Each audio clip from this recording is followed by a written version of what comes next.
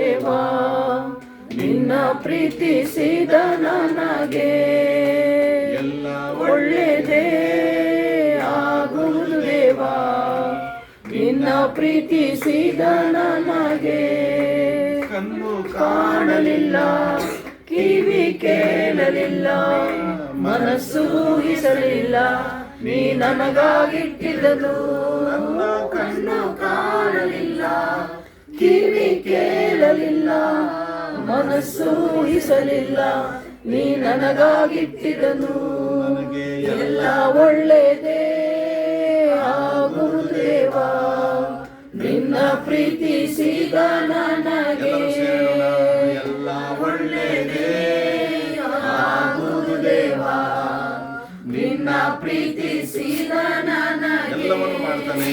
ಕಣ್ಣು ಕಾಣಲಿಲ್ಲ ಕಿವಿ ಕೇಳಲಿಲ್ಲ ಮನಸ್ಸು ಊಹಿಸಲಿಲ್ಲ ನೀ ನನಗಾಗಿಟ್ಟಿದ್ದನು ನನ್ನ ಕಣ್ಣು ಕಾಣಲಿಲ್ಲ ಕಿವಿ ಕೇಳಲಿಲ್ಲ ಮನಸ್ಸು ಊಹಿಸಲಿಲ್ಲ ನೀ ನನಗಾಗಿಟ್ಟಿರದು.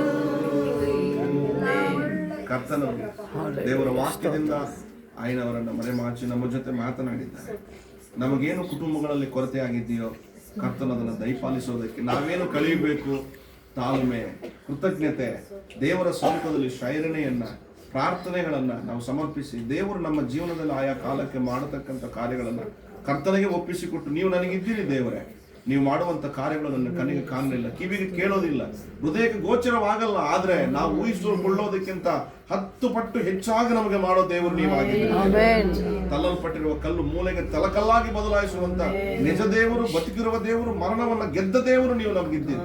ಇದು ನಾವು ಮಾಡೋದಕ್ಕೆ ನಮ್ಮಿಂದ ಏನು ಬಲಿಗಳನ್ನು, ಏನು ಯಜ್ಞಗಳನ್ನು, ಏನು ಕುರಿ ಕೋಳಿಗಳನ್ನು ನೀವು ಕೇಳುವಂತ ದೇವರಲ್ಲ, ನಮ್ಮ ಹೃದಯವನ್ನ ಕೇಳ್ತಿದ್ದೀರಿ ಅಂತ ಒಳ್ಳೆ ಮಾತುಗಳನ್ನು ನಮ್ಗೆ ಹೇಳಿದ್ದೀರಿ ದೇವರೇ.